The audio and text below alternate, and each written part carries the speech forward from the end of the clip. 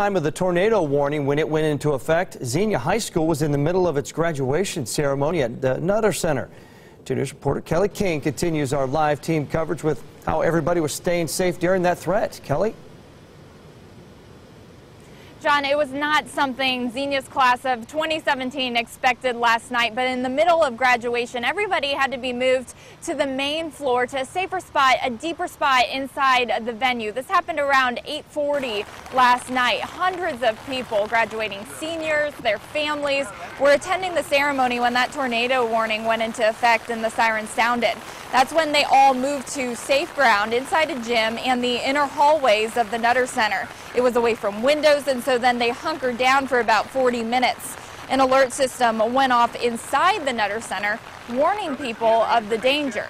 But they made the announcement so that nobody would panic and freak out too much. So it was, I mean, they did a really good job letting everyone know what's going on to try to keep the panic level at a minimum.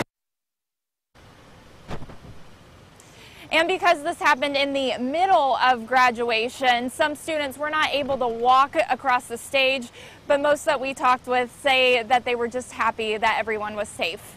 Reporting live at the Nutter Center, Kelly King, 2 News Today, working for you.